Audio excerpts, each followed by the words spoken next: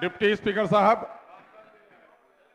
मैं इस वक्त सिर्फ सरकार का ध्यान आकृष्ट कराना चाहता हूं कि सरकार दावे कर रही है कि 6 घंटे में कहीं से भी राजधानी पहुंच सकते हैं। मेरा दावा यह है कि 4 घंटे में हम जिला मुख्यालय नहीं पहुंच पाते हैं। उसका बड़ा कारण यह है कि हमारे यहाँ सड़कों की कमी है महोदय।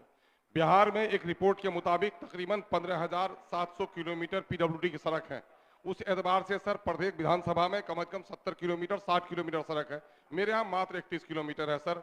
और वहाँ पर जो पुल है पिछले दिनों से डैमेज हो गया है। भोकड़ी के पास हमारे क्षेत्र में जो पलसा रोड है उसमें 3 साल से टूटा पड़ा है। महसेल ब्रिज बन रहा है पुल निगम से, उसका काम रुका हुआ है। कोचाधामन प्रखंड में सर महोदय में 3 साल से ब्रिज का काम रुका हुआ है। मैं उसकी तरफ ध्यान दिलाना चाहता हूँ। मैं जानता हूँ कि RWD इस वक्त उतना काम नहीं कर पाती क्वालिटी का जितना RCD करती है। मैं विनती करता हूँ माननीय उप मुख्यमंत्री साहब से कि सीमांचल के पिछड़ेपन में बड़ी बड़ी लंबी दूरी में पुलों का नहीं बनना है। वहाँ पर महानंदा में, कनकई में, परमान में 40-40 किलोमीटर पुल नहीं है महाशय, जिसकी वजह से बच्चे स्कूल नहीं जा पाते हैं। इसलिए मैं महोदय मांग करता हूँ कि अभयपुर सिल्ला घाट में, कुट्टी घाट में, भेरभड़ी में, निचितपुर में वहाँ पर पुल का निर्माण हो महोदय। और तैयबपुर में 113 साल पुराना जो उस वक्त मीटर गेज की लेन लाइन थी उसी को कन्वर्ट किया गया है सर। 1 वे रोड है सर। सर 1 मिनट सर, सब थोड़ी सी कर्म फरमाई कीजिए सर। डोक नदी में खरखड़ी में पुल का निर्माण हो जाए सर। और एक बात मैं कहूंगा सर कि वार्ड सचिवों को नियमित कर दिया जाए और पंचायत प्रतिनिधियों का जो मान दिया जाता है वो सम्मानजनक हो। NH 327E का काम हमारे यहाँ चल रहा है और वहाँ अंडरपास नहीं दिया जा रहा माराडंगा में, उसकी तरफ ध्यान आकृष्ट करना चाहूंगा। अगर पिछड़ेपन का निदान चाहती है सरकार, इंसाफ के साथ दावा है, मैं चाहता हूं कि दावा सत्य हो तो सीमांचल के इन समस्याओं का समाधान किए बगैर सीमांचल में जो गरीबी है, जो पलायन है, वो नहीं थम सकता है महोदय। मैं समझता हूं कि सरकार इस पर अपना ध्यान देकर कुछ न कुछ उस इलाके के उत्थान के लिए काम करेगी। दरअसल अभी हम मौदो हाट क्रॉस कर चुके हैं, पार कर चुके हैं।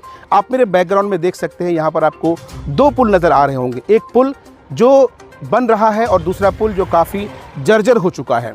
आपको बताते चलें कि ये जो पुल है, ये पुल पिछले 1.5 साल से बन रहा है, लेकिन कुछ आपसी विवाद की वजह से, ज़मीनी मसले की वजह से ये पुल अधर में पड़ा हुआ है और जो पुराना पुल है वो काफ़ी जर्जर हो चुका है।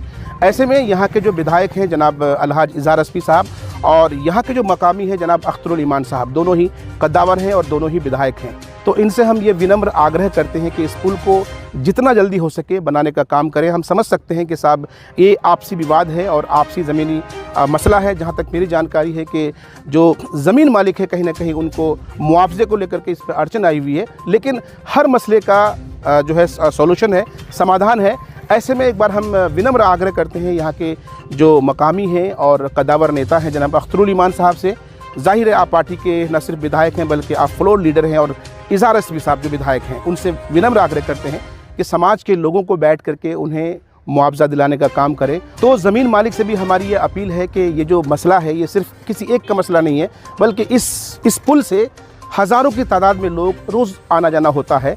और ऐसे में आपसे गुजारिश है कि अगर आप थोड़ा सा मुआवजे को कम करके ये काम होने देंगे तो यकीनन इसका मुआवजा आपको अल्लाह के यहाँ भी ज़रूर मिलेगा।